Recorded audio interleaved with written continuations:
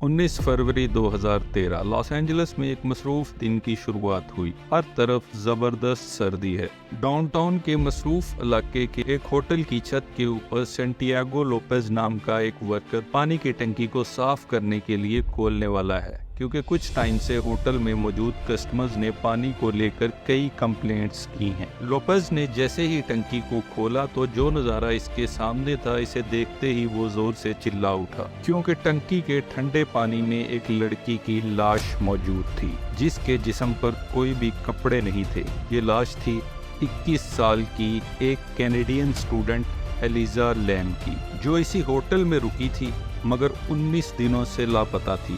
ये एक ऐसा वाकया था जिसने पूरी दुनिया का ध्यान अपनी तरफ खींच लिया। Elisa Lam, the tourist from Vancouver, Canada, arrived in Los Angeles on January 26th. According to the hotel manager, the woman was booked for 4 nights.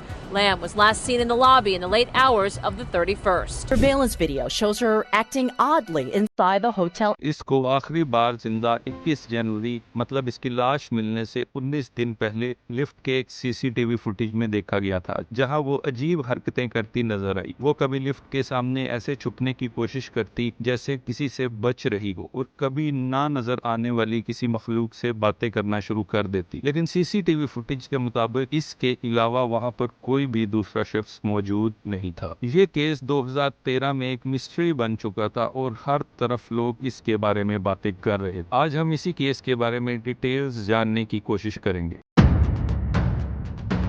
Elijah lamb 30 अप्रैल 1951 को कनाडा में पैदा हुई। एलिजा पढ़ाई में शुरू से ही बहुत अच्छी थी और साथ साथ इसे दुनिया घूमने का भी शौक। इसके साथ साथ एलिजा लैम टम्बलर पर ब्लॉग भी लिखती थी। इसकी ज्यादातर पोस्ट जिंदगी की सच्चाई के इजहार के बारे में होती थी। जैसे कि एक पोस्ट में वो लिखती है, हम हमेशा इस बात से परेशान रहते हैं कि हम अपनी जिंदगी को बर्बाद कर रहे हैं। वो जिंदगी को हमेशा से खुलकर जीना चाहती थी। इसके चलते इसने जनवरी 2013 को एक सोलो ट्रिप प्लान की। एलिजा ने अपनी इस ट्रिप को वेस्ट कोस्ट एडवेंचर का नाम दिया। सबसे पहले इसने सेंटियागो में कुछ टाइम गुजारा। 26 जनवरी 2013 को वो लॉस एंजलिस पहुंची और कुछ दिन वहां पर घूमती रही। फिर 28 जनवरी को डाउनटाउन के एक सीसल होटल में रुकी। ये होटल 1924 में बना और बहुत अरसा लोगों में मशहूर और मकबूल भी रहा। बड़े बड़े लोग यहाँ पर रहने के लिए आते थे। लेकिन फिर इस होटल में बहुत सी कत्ल और खुदकुशी की वारदातें हुई, जिसकी वजह से इसने अपनी मकबूलियत खो दी। और तो और 1980 का मशहूर किलर रिचर्ड रेमिरेज, जो कि नाइट स्टोकर के नाम से भी मशहूर था,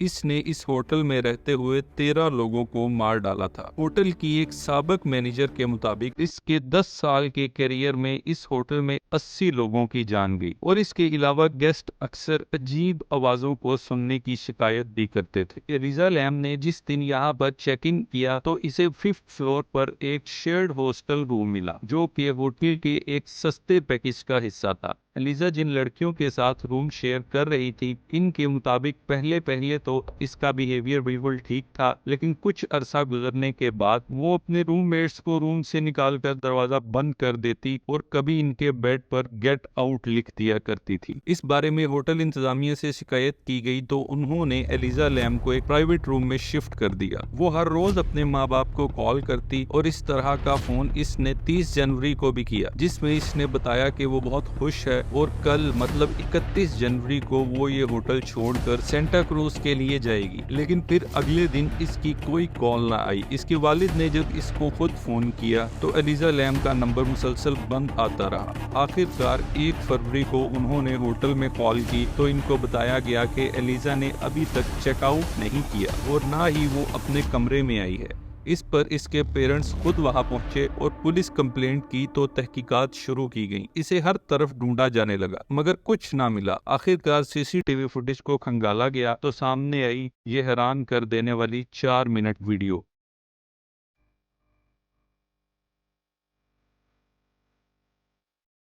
पुलिस ने इस वीडियो को पब्लिक कर दिया, लेकिन किसी किस्म का कोई भी सुराग पुलिस को ना मिला। जब पुलिस ने एलिजा की मेंटल हेल्थ के बारे में इसके घर वालों से पूछा तो पता चला कि इसको बाइपोलर डिसऑर्डर था। इस बीमारी में इंसान का मूड अचानक बदल जाता है। वो कभी तो बहुत खुश हो जाता है और कभी अचानक से उदास हो जाता है, और इस बीमारी में इंसान हेल्यूसिनेट भी करता है, मतलब कि जो है ही नहीं इसको वो चीजें नजर आने लग जाती हैं। एलिजा की बहन सारा के मुताबिक एलिजा को कभी कभी ऐसे दौरे पड़ते थे जिसकी वजह से इसको लगता था कि कोई इसका पीछा कर रहा है।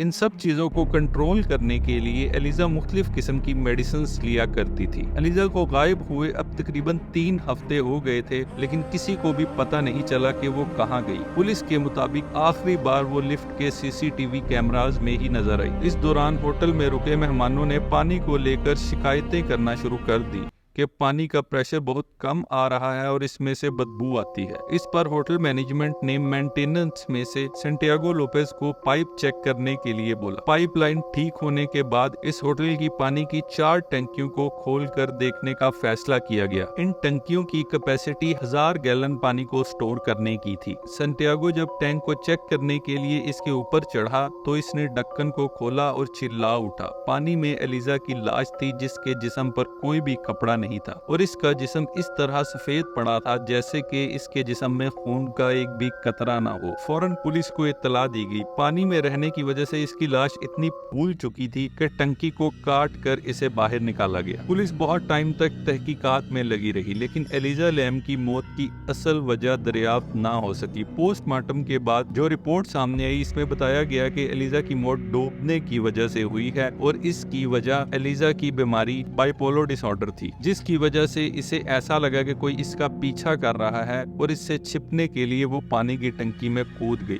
रिपोर्ट्स में इस बात को भी लिखा गया कि इसके जिस्म पर किसी किस्म की चोट का कोई भी निशान नहीं था। अलबत्ता इसकी बॉडी में ऐसी मेडिसिन के ट्रेसेस मिले जो मेंटल हेल्थ को कंट्रोल करने के लिए इस्तेमाल की जाती हैं। इस तरह इसकी मौत को एक्सीडेंटल बताकर केस को हमेशा के लिए बंद कर दिया गया। लेकिन बहुत सारे सवाल पीछे रह गए जिनका जवाब कभी नहीं मिला। अगर एलिजा खुद टंकी में कूदी तो इसने अपने सारे कपड़े क्यों उतार दिए, बावजूद इसके कि जनवरी में शदीद ठंड पड़ रही थी। होटल की छत पर किसी किस्म के सीसीटीवी कैमरास क्यों मौजूद नहीं थे, और होटल के इस एरिया का एक्सेस सिर्फ स्टाफ के पास ही होता है, तो एलिजा लैम वहां तक कैसे पहुंच गई। टंकी की लंबाई 10 फुट थी। बगैर किसी सीढ़ी के एलिजा इस पर कैसे चढ़ी, और फिर 20 पाउंड का वजनी ढक्कन इसने कैसे उठा लिया। पुलिस को कभी भी एलिजा का फोन ना तो इसके कमरे और ना ही टंकी में से मिला। लेकिन इन तमाम सवालों को इग्नोर करते हुए इस केस फाइल को हमेशा के लिए बंद कर दिया गया।